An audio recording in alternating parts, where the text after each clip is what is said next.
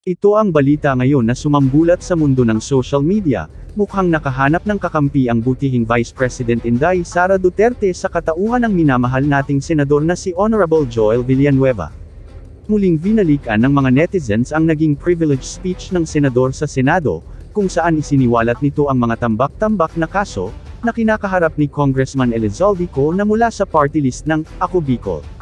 Pahayag ng senador, kung maglalabas po kayo ng baho, dapat naman siguro maligo ka muna. Ang masaklap po, sa kabila po ng track record na ito ni Mr. Saldico, inappoint po siya ng Kamara de Representantes, bilang tagapagbantay ng kaba ng bayan. Si Dracula inappoint mo, bilang tagapagbantay ng blood bank ng bayan. Wow! Kailan sa kasaysayan ng bayan natin nangyari ang ganitong pagkakataon, na isang big-time contractor ang hahawak sa kaba ng bayan? Only in the Philippines, saad pa ng senador. Narito ang ilang video clips ni Senator Joel Villanueva, mula sa kanyang privilege speech sa Senado. Our distinguished majority floor leader, no other than Senator Joel Villanueva of Bulacan and the Republic of the Philippines is recognized to deliver his privilege speech. Thank you very much, Mr. President, distinguished colleagues. Mr. President, in Ecclesiastes chapter 1, chapter 3, verse 1, and 7, verse 8, it says, "There is time for everything, and a season for every activity under the heavens, a time to tear and a time to mend, a time to be silent and a time to speak, a time to love and a time to hate, a time for war, and a time for peace." Mr. President, I rise on a matter of personal and collective privilege. And let me also begin by quoting Proverbs chapter 22, verse 1. It says there, "A good name is to be chosen than great riches." Pinalaki po ako, Ginoong Pangulo, ng aking mga magulang sa bersikulong ito sa Biblia, na pinakamahalaga, ang malinis na pangalan, far more important than gold and silver. Napakahalaga na maintindihan na ang pagkakasala sa Diyos ay mas masahol pa sa kahit anong kasalanang pwede mong magawa sa iyong kapwa-tao. Every first grader, every Sunday schooler knows that liars go to hell. Simulat sa Paul, malinaw po ang ating pamantayan, Ginoong Pangulo, maging tapat sa pagkakatawag at paglilingkod natin para sa Diyos at bayan. Kaya ngayong araw pong ito, kasama po natin sa bulwagang ito, ang aking mga kaibigan, itinuturing ko pong pamilya, mga ate, kuya, nakasama po natin, at sila po, Ginoong Pangulo, ang mga buhay na patotoo, buhay na saksi kung paano natin isinabuhay ang pamantayang ito. Ito rin po ang dahilan kung bakit tayo tumatayo ngayon, sapagkat hindi lang po dinudungisan at niyuyurakan ang ating pangalan at pagkatao, kung hindi higit po sa lahat, ang institusyon na minamahal nating lahat, ang institusyon ng Senado ng Republika ng Pilipinas.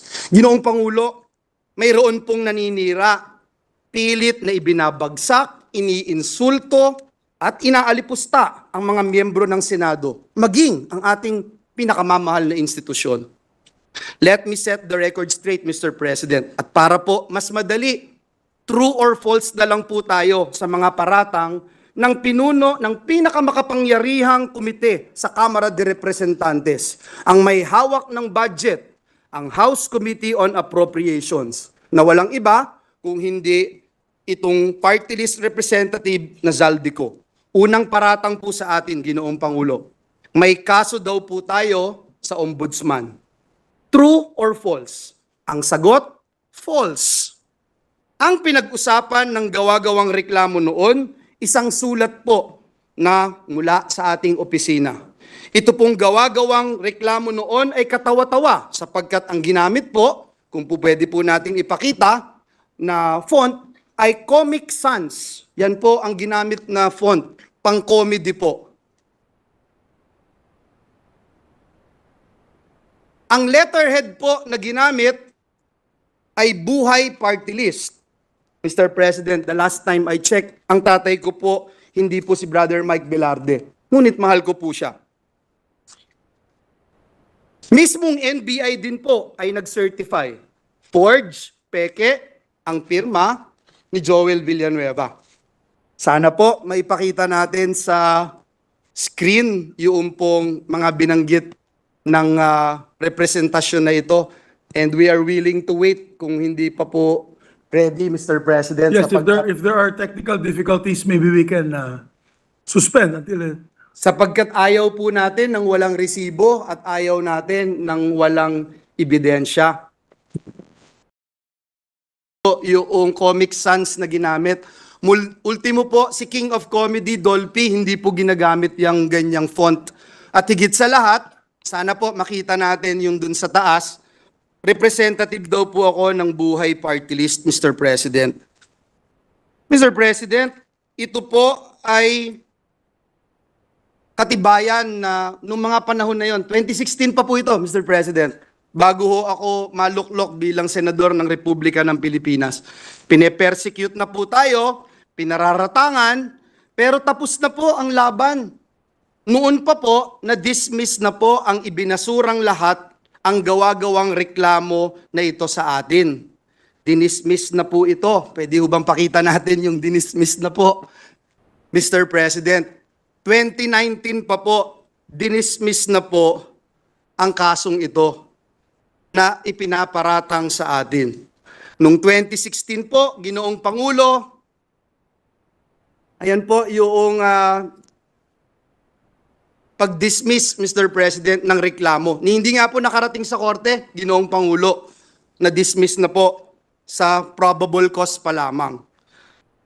Mr. President, noong 2016, ginamit po ito, ngunit hindi nagtagumpay. Nakakuha po tayo ng 18,459,222 votes. Noong pong 2022 elections, 18 million na naman ang nakuha po natin at talagang hindi rin po pinaniwalaan ng taong bayan. Ang mga paratang na ito na ngayon po ay inuulit ng makapangyarihang chairperson ng Committee on Appropriations. Mr. President, is the Pope Catholic? Nag-research po ba at nag-aral ang nag-aakusang ito sa atin? Ngayon po, kakalkalin ngayon ang kanyang mga kaso. Nakakalungkot po dahil kaibigan naman po natin siya.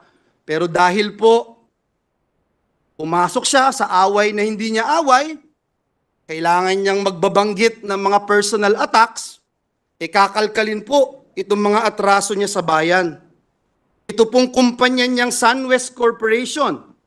True or false? Ito po ba ang isa sa pinakamalaking government contractor sa bansa? Sagot, true. True or false?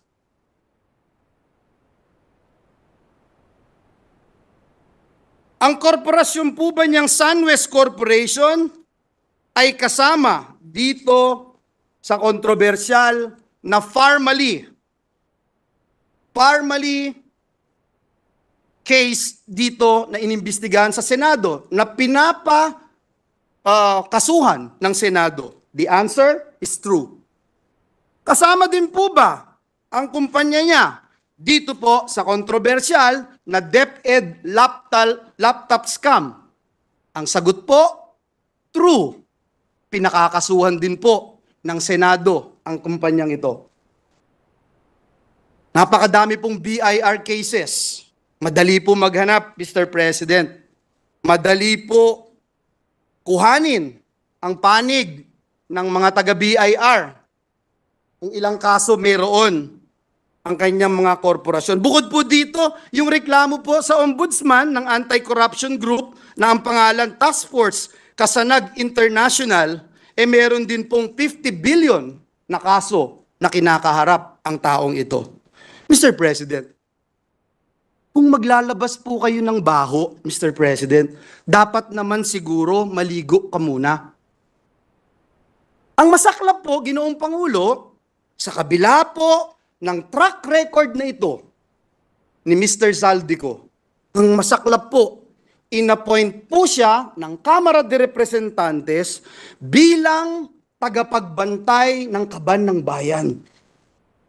Si Dracula inappoint mo bilang tagapagbantay ng blood bank ng bayan. Wow, Mr. President. Kailan sa kasaysayan ng bayan natin nangyari ang ganitong pagkakataon na isang big-time contractor ang hahawak sa kaban ng bayan? Only in the Philippines, Mr. President.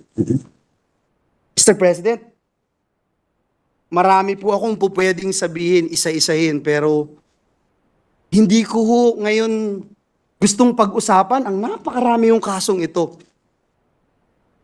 Hindi ko po iisa-isahin.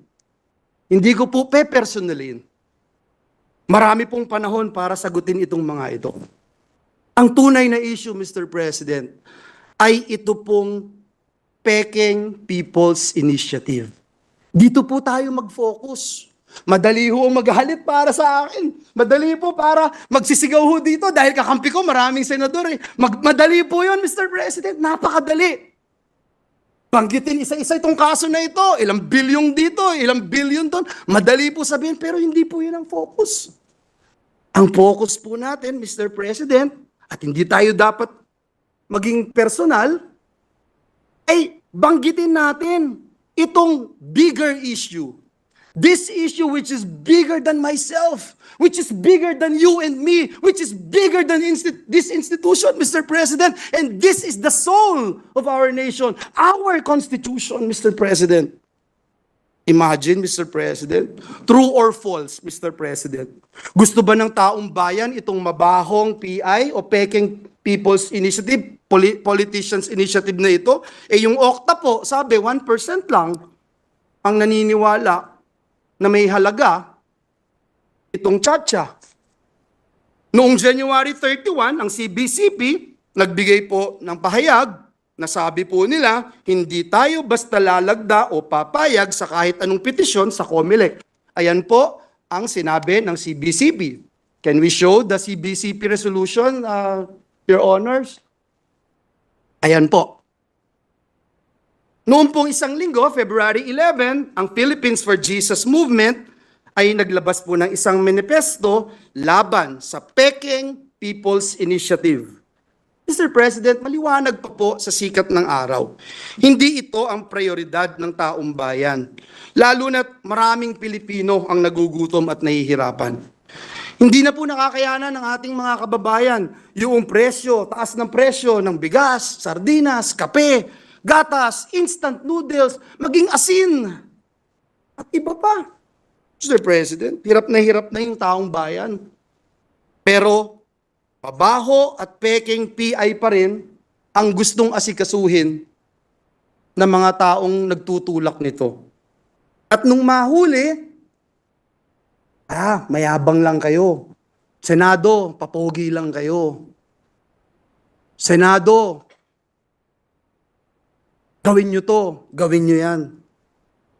Mr. President, ano ba talagang layunin ng mga taong nagsusulong ng Peking PI? Tanggalin ang Senado sa napakahalaga at napakasagradong proseso ng pag-amyenda o pagrebisa ng ating Constitution. Is this true or false? True, Mr. President, ang sagot. Iyan po ang nakalagay sa pinapipirmahan nila.